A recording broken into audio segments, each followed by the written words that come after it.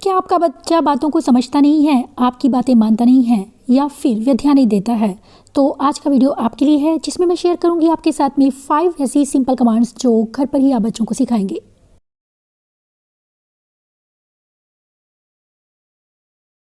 Hello, मैं हूं हरप्रीत। अक्सर हमने देखा है कि ऑटिज्म में बच्चों को कमांड को फॉलो करने में बहुत प्रॉब्लम्स होती हैं। बच्चे बात क्यों नहीं मानते हैं? ऑटिज्म में अक्सर ये पेरेंट्स की कंप्लेन आती है कि बच्चे बात नहीं मानते हैं। बच्चे बात इसलिए नहीं मानते हैं क्योंकि उनकी कुछ ऐसी डिफिकल्टीज हैं जो कि हमें समझने की ज़रूरत है, ताकि हम उस हिसाब से पर काम करें कि बच्चे को समझ आ सके कि हम क्या बोल रहे हैं और उससे क्या एक्सपेक्ट किया जा रहा है, कि उसे एक्चुअली करना क्या है। इसे हम कहते हैं कि कंप्लायंस, बच्चा आपकी बात को माने। ये एक चीज़ मिसिंग होने की वजह से अक्सर बच्चे स्कूल में भी ये कंप्लेन आती है कि बच्चे टीचर की बात नहीं मानते हैं, या घर में भी पेरेंट्स की बात नहीं मानते हैं। तो ये एक चीज़ चलती रहती है क्योंकि हम बच्चों की मुश्किलों को समझ नहीं पाते हैं कि बच्चे ऐसा क्यों करते हैं। उसमें सबसे बड़ी जो वजह होती है वो होती है बच्चे अटेंशन नहीं दे पाते हैं, उस चीज़ पर फोकस नहीं कर पाते, उस कमांड पर जो इंस्ट्रक्शन आपने दी है उस पर फोकस नहीं कर पाते। जैसे मान लीजिए आपने बोला कि वो ग्लास मुझे उठाकर दे दो। कमांड बहुत लंबी है, इस वजह से बच्चा उस पर शायद ध्यान नहीं दे पाएगा। दूसरी चीज़, शायद बच्चा अंडरस्टैंड ही नहीं कर रहा कि आपने क्या बोला है, कि वो ग्लास मुझे दे दो, कि ये कुछ मुझसे मांग रहे हैं। शायद उसे ये पता है कि वो मुझसे कुछ मांग रहे हैं, लेकिन वो कुछ ना कुछ और लाकर आपको दे रहा है, ग्लास नहीं दे रहा है। तीसरी चीज़ होती है कि बच्चे समझ नहीं पाते हैं कि कोई काम उन्हें किस तरह से करना है, यानी कि कमांड को किस तरह से फॉलो किया जाए।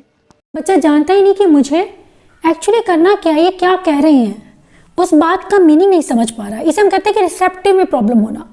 याद रखिए कि जब आप बच्चों के सिर्फ स्पीच एरिया पर काम करते हैं और रिसेप्टिव को छोड़ देते हैं, तो वो स्पीच पर आप आधा अधूरा काम कर रहे हैं। ज़्यादातर बच्चों में स्पीच इश्यूज, जो स्पीच डिसऑर्डर्स होते हैं बच्चों में, यहाँ मैं बात करूँ ए को ले लिया कि, या बच्चे लगातार बातों को रिपीट करते हैं, उसकी एक बहुत बड़ी वजह यही होती है कि अक्सर बच्चों की स्पीच पर ज़्यादा ध्यान दिया जाता है, उनकी अंडरस्टैंडिंग पर नहीं। क्योंकि हमें लगता है कि हमने ये चीज़ें अपने आप से सीख ली थी, बच्चे भी सीख लेंगे। लेकिन ऑटिज्म में बच्चों को ये बहुत बड़ी प्रॉब्लम होती है कि बच्चे सीख ही नहीं पाते हैं कि किसी चीज़ को क्या कहना है। अब बहुत से बच्चे हैं जो मम्मा मम्मा बोलना जानते हैं, लेकिन किस पर्सन को मम्मा बोलना है ये नहीं जानते हैं। मीनिंगफुल नहीं रहता है, कुछ तो है लेकिन वो मीनिंगफुल नहीं है, फंक्शनल नहीं है। तो फंक्शनल स्पीच लाने के लिए बहुत ज़रूरी है कि हम बच्चे की रिसेप्टिव पर काम करें, और रिसेप्टिव की शुरुआत होती है बच्चों में अंडरस्टैंडिंग ऑफ स्पीच के साथ में, जिसमें कि फर्स्ट स्टेप होता है बच्चे को कमांड फॉलोइंग पर उसके काम करना, कि घर पर उसको किस तरह से हम कमांड फॉलो करना सिखाएं, क्योंकि बच्चे आपकी बात को मानते ही नहीं हैं। बच्चे आपकी बात को कई बार आपको लगता है कि इग्नोर कर देते हैं, कई बार हमें लगता है कि हमारा बच्चा सुनता ही नहीं है। डॉक्टर्स के पास लेकर उन्हें जानती है, हियरिंग के टेस्ट करवाते हैं कि बच्चे को सुनने में कोई प्रॉब्लम तो नहीं है। लेकिन कई बार ऐसा होता है कि बच्चे थोड़ी सी भी म्यूजिक सुनकर भागते हैं, लेकिन हम का नाम बुला रहे हैं लेकिन वो सुन नहीं रहा है। गुरजोत के साथ ऐसा होता था कि गुरजोत जब वॉकर, उस टाइम वो वॉकर में था, और जब उसको वो चलना भी नहीं सीखा था, तो वो सॉन्ग्स को बहुत ध्यान से सुनता था। अगर मैं पास बैठी हूँ, उसको बुला रही हूँ वॉकर में, वो मुझे देखता ही नहीं था, आई कॉन्टैक्ट नहीं देता था, ऐसे जैसे कि मैं उससे बात नहीं कर रही हूँ। कुछ इस तरह का उसका रिएक्शन होता था। तो मुझे लगता था कहीं इसको सुनने में प्रॉब्लम तो नहीं है। सुन टॉयस को उसके पास, कानों के पास लाकर ऑडिटरी टॉयस को, रेटल्स को यूज़ करना, तो वो तब रिस्पॉन्ड करता था, वो देखता था कि आवाज़ कहाँ से आई है। लेकिन जब मैं वैसे उससे बात करी तो वो नहीं सुनता था।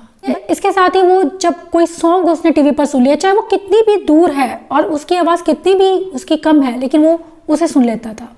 इसे हम कहते हैं कि बच्चे अपने इंटरेस्ट से सुनते हैं, बहुत सिलेक्टिव होते हैं। बच्चों को ये पता नहीं मुझे ध्यान कहाँ देना है, ये भी एक इशू होता है बच्चों के साथ में, ऑडिटरी परसेप्शन को लेकर इश्यूज होना। लेकिन आपके बच्चे को कोई भी इशू है, चाहे बच्चे को लिसनिंग में प्रॉब्लम है, बच्चे को चाहे बच्चे को ध्यान नहीं देता है, या आपका बच्चा बात कमांड को समझ नहीं रहा है, या फिर आपका बच्चा अटेंशन पे नहीं कर पाता है, बच्चे को आपकी बात सुनने में इंटरेस्ट नहीं है, ये सब चीज़ों का एक ही सोल्यूशन है कि आप घर पर बच्चों के साथ में कुछ ऐसी एक्टिविटीज़ करें जिससे कि हम बच्चों की कमांड फॉलोइंग पर काम कर सकें। अब कमांड फॉलोइंग में एक बहुत बड़ी मिस्टेक हम ये भी करते हैं कि हम बच्चे को कह देते हैं कि वो ग्लास लेकर आओ, दे दिया तो ठीक है, नहीं दिया तो कोई बात नहीं, हम खुद उठाकर वो ले लेते हैं। लेकिन हमें ये गलती नहीं करनी है, हमें बच्चे से वो ग्लास उठवा के हमें देना है, ताकि बच्चा समझ जाए कि मम्मा ने अभी मुझे क्या बोला है और मुझे क्या करना है। बच्चा यही नहीं जानता है कि मुझे करना क्या है, मुझसे क्या एक्सपेक्ट किया जा रहा है। शायद वो आपको एक ब्लैंक लुक देगा, वो समझ नहीं पा रहा, जैसे कि आप बच्चे की आईज को देखकर समझ जाएंगे कि बच्चा आपकी बात को कितना अंडरस्टैंड कर रहा है, क्योंकि अंडरस्टैंडिंग इज़ वेरी इंपॉर्टेंट। इसलिए बहुत ज़रूरी है कि हम बच्चों की अंडरस्टैंडिंग पर काम करें। और अंडरस्टैंडिंग के लिए कमांड फॉलोइंग में हम कौन सी ऐसी कमांड्स है, इंस्ट्रक्शंस है जो हम बच्चों को स्टार्टिंग में घर पर सिखा सकते हैं। आज इसी विषय में है मेरा वीडियो। सबसे पहले, अगर बच्चा बहुत छोटा है, 2 से 3 साल का, आप उसके साथ स्टार्ट कर सकते हैं। बच्चा बड़ा भी है, कमांड फॉलोइंग बिल्कुल नहीं है, तब भी स्टार्ट कर सकते हैं। बहुत ही ईजी मेथड है। फर्स्ट कमांड हमारी होगी टच। आप उसके सामने 5 चीज़ें रखिए। टच सिखाने के लिए, हमें टच कैसे सिखाना है, उसके लिए आप फ्लैश कार्ड्स लीजिए, ऑब्जेक्ट्स लीजिए, अलग अलग तरह की चीज़ें रख लीजिए आप उसके पास, और एक एक करके उसे बताइए टच टच, टच करो, टच टच करो, इस तरह से। अब बच्चा धीरे धीरे समझ आता है कि किसी भी चीज़ को मुझे टच किस तरह से करना है। Touch touch touch touch touch. बच्चा रिलेट करने लग जाता है कि ये जो एक्शन है, इसे मतलब है कि टच करना किसी भी चीज़ को। मम्मा को टच करो, टेबल को टच करो। तो बच्चा धीरे धीरे आप एक्सपेंड कर सकते हैं। सिर्फ हम स्टार्ट करेंगे कि फ्लैश कार्ड्स के साथ में या फिर ऑब्जेक्ट्स के साथ में।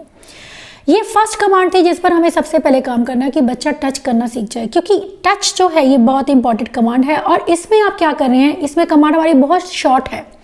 शॉर्ट मीन्स एक वर्ड, हमने एक वर्ड लिया है और बच्चे को बोला है कि टच करो। टच हमारा इंस्ट्रक्शन होगा टच। तो इससे बच्चे उस मीनिंग को समझ जाते हैं कि इसका मतलब ये है। अब दूसरी चीज़ इसमें क्या हुई कि बच्चा उस पर फोकस कर पाया। दूसरी चीज़, आपने उसको सिखा दिया कि टच का मतलब क्या है, कि क्या करना है उसे टच के बदले में, उसे हाथ लगाना है किसी चीज़ को। सेकेंड इंस्ट्रक्शन जो हमें बच्चे को सिखानी है वो है पॉइंट। अब पॉइंट में जो है अक्सर बच्चों को प्रॉब्लम, क्योंकि पॉइंटिंग जो है बच्चों की काफ़ी वीक होती है ऑटिज्म में, क्योंकि ये एक बहुत बड़ा सोशल स्किल है। इसे हम कहते हैं कि प्री वर्बल स्किल है पॉइंटिंग करना। लेकिन बच्चे पॉइंटिंग नहीं कर पाते हैं फिंगर से। मैंने देखा कि अक्सर बच्चे अपने पेरेंट्स का हाथ चीज़ पर ला कर रख देते हैं, लेकिन पॉइंट कैसे करना है क्योंकि वो जानते ही नहीं है।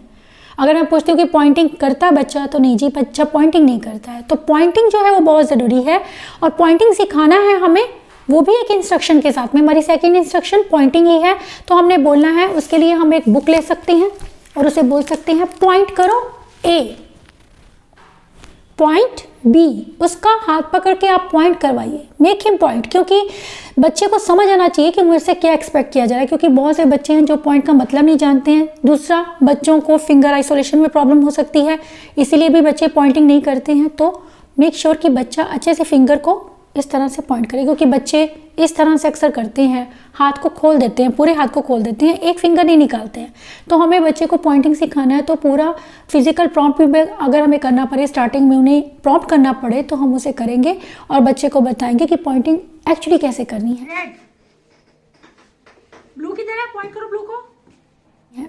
अब इसका एक ये फायदा होता है कि बच्चे को जब आप रीडिंग करवा रही हैं, देखो A for Apple, A Apple, बच्चा रिलेट करना शुरू कर देता है कि ये ए है और इसका मतलब है एप्पल। तो इस तरह से बच्चे पॉइंटिंग का मतलब समझ जाते हैं, और पॉइंटिंग बहुत ही इंपॉर्टेंट इंस्ट्रक्शन है जो अर्ली ईयर्स में बच्चों को सिखानी बहुत ज़रूरी है। थर्ड इंस्ट्रक्शन हमारी होती है कि गिव, दे दो।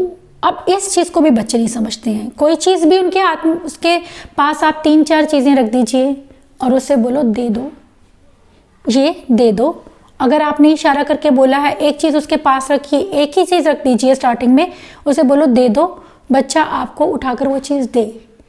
अब दे दो का इंस्ट्रक्शन सिंपल अगर करना है तो आप उसके हाथ में ही पहले कोई चीज़ दे दीजिए, उसे बोलो दे दो, और बच्चे के हाथ से अपने हाथ में रख दीजिए, ताकि बच्चे को समझ आ जाए कि दे दो का एक्चुअली मतलब क्या है। दो दो दो दो। मैंने बहुत सी चीज़ें देखी हैं, बहुत से पेरेंट्स देखे हैं, जो चीज़ें बच्चे अगर खेल रहे होते हैं, कुछ इनअप्रोप्रिएट किसी चीज़ के साथ में खेल रहे हैं, तो हम उनसे छीन लेते हैं चीज़ें। हमें वो नहीं करना है। हमें बच्चे को दे दो ज़रूर सिखाना है। दो इसका मतलब है कि मुझे वो चीज़ गिव। आप चाहे किसी भी लैंग्वेज में बच्चे को सिखा सकते हैं, गिव भी बोल सकते हैं, दे दो भी बोल सकते हैं, लेकिन मतलब यह है कि जो भी आप कमांड, जो भी वर्ड आप टारगेट कर रहे हैं, उस वर्ड को ही आपने बार बार यूज़ करना है। उससे कभी गिव कभी दे दो ऐसा नहीं बोलना। फिर आप अगर कहते हो कि मुझे वो उठाकर दे दो तो बच्चा समझ जाता है कि वो उठाकर देना है। इसे आप एक्सपेंड करने की मैं बात करी जब आप एक्सपेंशन पे काम करते हैं, लेकिन स्टार्टिंग में इनिशियली हमारी कमांड बहुत शॉर्ट होनी चाहिए, एक वर्ड की। अब नेक्स्ट कमांड है हमारी हेलो। हम अक्सर कहते हैं कि हमारे बच्चे सोशली दूसरों के साथ कनेक्ट नहीं होते हैं, लेकिन हमारे बच्चे, बहुत से बच्चे मेरे पास आते हैं सेंटर में जो काफ़ी चीज़ें जानते हैं लेकिन हेलो नहीं पता उन्हें कि किस तरह से करनी है। ये बहुत बड़ा इंपॉर्टेंट सोशल स्किल है जो आपको बच्चे को सिखाना है, और इसमें आप बच्चे की कमांड पर काम करें, इंस्ट्रक्शन पर काम करें। आप बोलें हेलो तो बच्चे ने आगे अपना हाथ बढ़ाना है और आपको हेलो करनी है। ये एक कनेक्शन बनाने का तरीका है दूसरों के साथ में, किस तरह से हमें स्टार्टिंग करनी है, इनिशिएट किस तरह से करना है, क्योंकि बच्चे जानते नहीं कि स्टार्टिंग में मुझे हेलो करके किसी का ध्यान लेना है। अक्सर बच्चे दूसरों से इंटरेक्ट करने की कोशिश करते हैं तो दूसरों को पुश कर देना, क्योंकि वो जानते ही नहीं कि किसी को मुझे किस तरह से बुलाना है। आप पार्क में लेकर जा रहे हैं, जो बच्चे उसके फेमिलियर हैं उनके साथ में हेलो करवाना, इससे बच्चे दूसरों के साथ में किस तरह से हमें बात की शुरुआत करनी है, किस तरह से दूसरों को ग्रीट करना है या अटेंशन लेना है किसी का, ये सीखते हैं। और हेलो बहुत ही इंपॉर्टेंट सोशल स्किल है और ये कमांड फॉलोइंग के थ्रू आप बच्चों को ईजिली सिखा सकते हैं।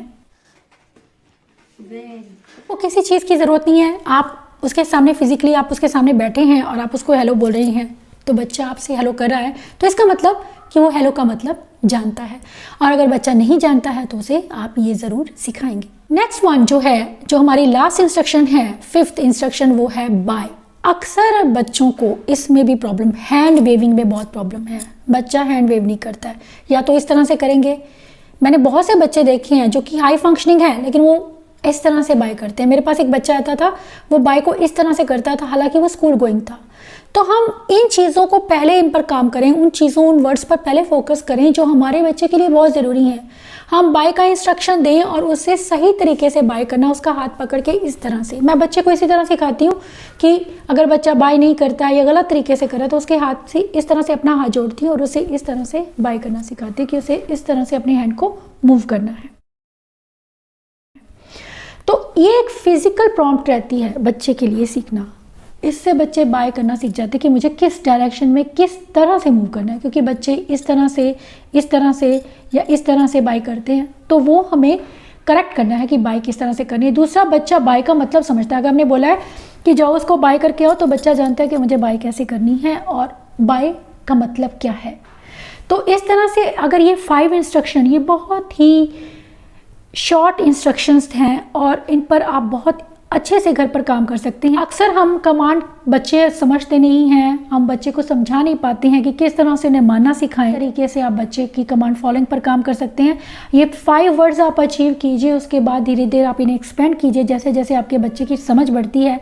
कम्युनिकेशन के रिलेटेड मेरे और भी बहुत से वीडियोज़ होंगे जो आपको घर पर ही बच्चों को स्पीच थेरेपी देने में हेल्प करेंगे।